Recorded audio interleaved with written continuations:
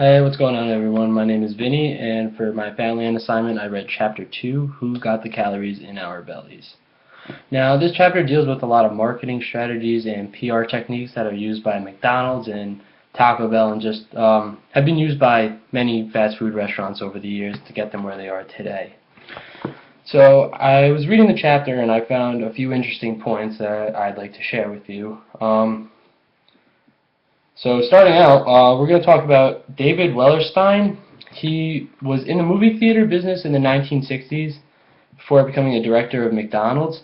And this is where he realized that movie theater business was a margin business because you have your ticket sales, which are very cheap, but then you have your high-priced items like the soda, popcorn, and candy, which is where a lot of the profit comes from.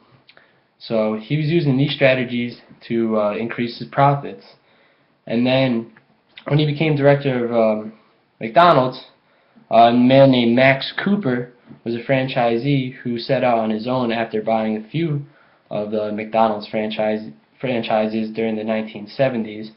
And he came up with the great idea of taking the low marked up burger at the time with the high marked up price of the french fries and the soda and combining them into a value meal. And this attracted customers because they thought they were getting a much better deal, which kind of isn't the case now that we have the dollar menu and things like that. I think it was a really strong idea for him though, and it definitely gave a nice little boost to McDonald's and just all the other fast food restaurants out there. So moving on to the third thing I wanted to tell you, in the 1980s, the Pepsi company hired a name man, John Martin, to run Taco Bell's operations, and he previously was an executive at Burger King before this, so he knew what he was doing, but he really had a great amount of help from a marketing genius named Elliot Bloom that he met. Elliot Bloom was really big into studying customers. He wanted to know what they wanted, why they came back or why they didn't come back. He launched a $200 million campaign for Taco Bell that kind of despised the burger and made people try to think that the burgers are just so bland and bad. He got mixed signals from this, but what he really found out, which helped him tremendously, rather than why people like burgers or tacos better, that didn't matter actually, because he found out that the price and value determined the frequency, not the taste and the presentation of the food. So it didn't exactly matter what they were buying, but as long as it was at a very good price and value to the customer, they would buy it. So the frequency is the amount of times the customer would come in, say, a week or a month or a year.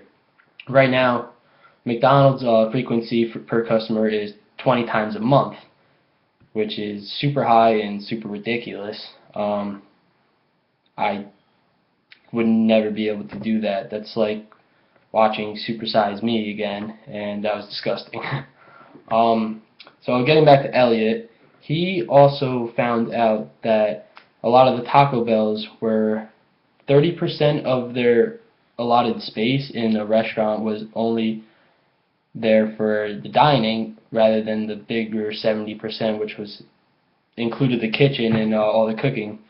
So he took out a lot of the cooking, he cut costs, and he basically reversed that ratio by making a bigger dining area and less for cooking, which I think would increase sales, because if you're focusing more on frequency, then if people want to come in more, you're going to have to need space for them to sit and dine. So I just think he was really smart generally in everything that he came up with, because it really turned around for Taco Bell, because from 1988 to 1996, Taco Bell sales went up from 1.6 billion to 3.4 billion, which is over double that in only 6 years. That's pretty incredible.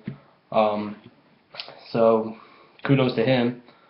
Moving on to the fourth thing, in 2001, health researchers at Penn State University actually came up with a study for they wanted to determine basically what he concluded and why their sales were so high. So it was whether the presence of more food induced people to eat more or not.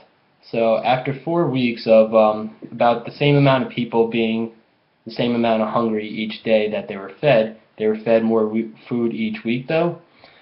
They were it was clear that after the 4 weeks of continual eating bigger portions and finishing those portions, that if the food was there, then you're going to eat it. And I think this plays a huge role into obesity and overweightness, just because if you eat smaller portions and let's say you put the food away, then you're less likely to eat because it's not there. That's actually a big health tip that a lot of people suggest doing right away. You know, cut it to water, no sugary drinks, and then just smaller portions. You know, just don't put as much on your plate. And a big thing that we learned with the Blue Zone readings and learnings was that Confucius had the idea that only eating until you're 80% full, because then it takes about 20 to 30 minutes for you to get that full feeling, which is why if you eat until you're 100% full right there at the table within whatever 10-15 minutes, 30 minutes later you feel like you're going to throw up, or you feel like all the food's up here rather than in your stomach because you overate by a lot.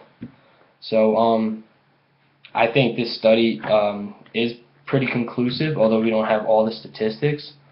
And another interesting fact was that over the 50-year time period, let's say from 1960 to present day, 2010 about, a serving McDonald's French fries only contained 200 calories compared to today, which is over 600 calories, which is ridiculous because a lot of people can scarf down a large fry or something like that, and that's already over a quarter of your daily caloric intake right there, just with a box of fries, not to mention what else you're buying, which could be all your calories for your day in one meal of McDonald's, which is pretty disgusting too.